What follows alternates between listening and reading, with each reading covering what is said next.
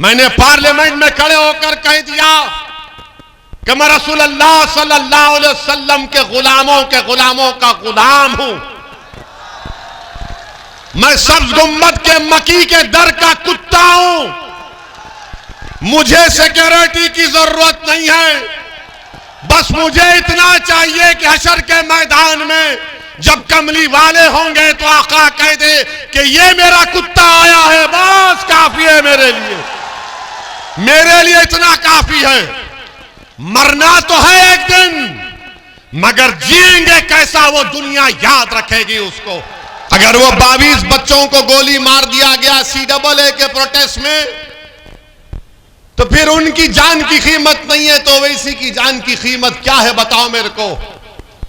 कासगंज के police station में अल्ताफ को पुलिस कस्टडी में मार दिया गया। मैं Z कैटेगरी लेकर क्या कर लूंगा? कब तक ये सियासतदान, कब तक नेता अपनी सिक्योरिटी की फिक्र करेंगे? अरे गरीब की जिंदगी तुम्हारी जिंदगी से बढ़कर है, याद रखो। जो नेता ये सोचना शुरू कर देगा कि गरीब का सुरक्षा मिलना चाहिए, दलित को मिलना चाहिए, महिलाओं को मिलना चाहिए, अल्पसंख्यक समाज के मुसलमानों को मिलना चाहिए, तब देश मजबूत होगा। मगर क्या मामला ये है, हमको बोले Z ले लो। हमने कहा Z कैटेगरी नहीं चाहिए, A कैटेगरी का शहरी का स्टेटस हमको दे दो, बराबरी दे दो। मेरे अजीज दोस्तों और बुजुर्गों, मैं ये अपनी तारीफ या अपनी मकबूलियत के लिए नहीं कह रहा हूं, मैं पूरी ईमानदारी के साथ कह रहा हूं। अल्लाह मेरे दिल का हाल जानने वाला है, क्योंकि मरकर मुझे भी हिसाब देना है। मैं नहीं चाहता हूं सिक्योरिटी मुझे लाख। मेरे दोस्त, मेरे भाई अकबर ने कहा कि ले लो भाई। मैंने कहा जब तक दुनिया में जिंदा रहूंगा आजाद पंछी की तरह रहूंगा। मैं सोने के पिंजरे में बैठकर अपनी जिंदगी नहीं गुजार सकता। हां, जिस दिन अल्लाह ने तय किया कि किसी की गोली से तू इस दुनिया से जाएगा, तो मैं तो कहूंगा परवरदिगार, हक तो यह है कि हक अदा ना हो सका। क्योंकि इतनी मोहब्बत, इतना मौका खिदमत करने का, आप यकीन नहीं कर सकते कि संभल में हम गए थे। जलसा कर कर असर की नमाज का वक्त हुआ, मस्जिद का नाम याद नहीं आ रहा। मस्जिद में नमाज पढ़कर हम निकले।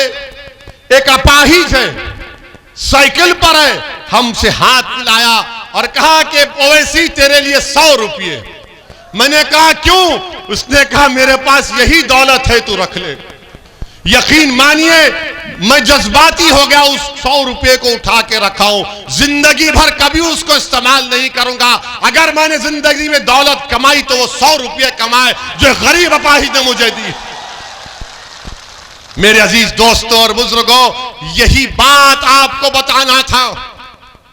ये मंजलिस जब राजनीति सियासत करती है तो हमारे लिए कोई तिजारत नहीं है, कोई दौलत कमाने का जरिया नहीं है। मंजलिस जब से बनी और सुबह क़यामत तक जब तक रहेगी इंशाअल्लाह ताला नबी करीम के सदक़े में, तो तिजारत या दौलत नहीं बल्कि गरीब मजलूम को उनका इंसाफ दिलाने के लिए, मुसलमानों को, दलितों को, पिछड़ा समाज को उनका हक दिलाने की लड़ाई लड़ते रहेंगे। इसीलिए हमसे दुश्मनी है। और ओवैसी पर उंगली उठाते बी टीम का, ओवैसी पर उंगली उठाते कि मेरे खड़े रहने से बीजेपी को फायदा होता। अरे मेरे गाड़ी पर गोलियां चलती हैं, मेरी गाड़ी पर गोली चलती है, मुझको मारने की कोशिश की जाती है, और हमको ही निशाना क्यों बनाया जाता? क्योंकि ये जानते हैं कि ये वाहिद मर्द है जो जालिमों के खिलाफ खड़ रहा है, लड़ रहा है।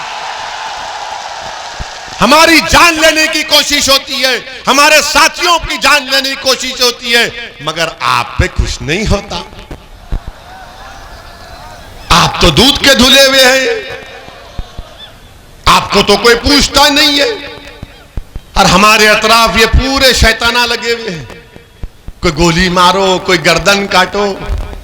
मेरे अजीज दोस्तों और बुजुर्गों, ये बात समझाने के लिए कह रहा हूं। मैं भी 2004 में MP बना, 2009 में अल्हम्दुलिल्लाह अल्लाह ने मुझे बनाया, हैदराबाद की अवाम को सलाम। 2014 में फिर से हैदराबाद की अवाम ने मुझे MP बनाया, 2019 में मुझे बनाया, मैं 4 मरतबा का और मैंने हर एमपी को जो पैसा मिलता है एमपी लैड फंड का, एक आरटीआई एप्लीकेशन डालकर देखो, मैंने उन एक एक पैसे को इस्तेमाल किया हूं। मेरा काम दिखता है हैदराबाद में। एक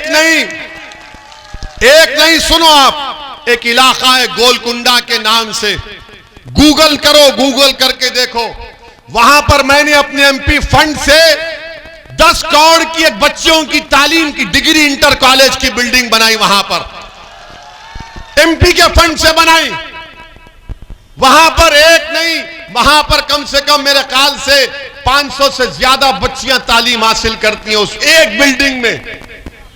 कई स्कूल की बिल्डिंग मैं बनाया हूं, कई जगह पर पानी की लाइन, सीवरेज लाइन का काम मैं कराया हूं।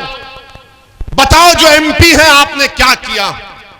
कौम, अगर मैं कौम बोल के कौम को जज्बात में लेकर जाऊंगा और काम नहीं करूंगा तो फिर ये कौन सी मोहब्बत है कौम की? बताओ। अगर मैं पार्लियामेंट को जाऊंगा, कौम के नाम पर वोट लूंगा और पार्लियामेंट में जाकर अमित शाह और मोदी के कानून की तायीद करूंगा, तो ये कौम से मोहब्बत नहीं है, ये गद्दारी है, गद्दारी है, गद्दारी है। ये वफादारी की निशानी नहीं है, वफादारी और बहादुरी की निशानी है कि गोलियां चल रही है तो कह रहे हैं कि तू तीर आजमा, तू तीर आजमा, हम जिगर आजमाएंगे। चलाओ गोली, हमारा जिगर देखो, आज तुम्हारे सामने खड़ा हूं।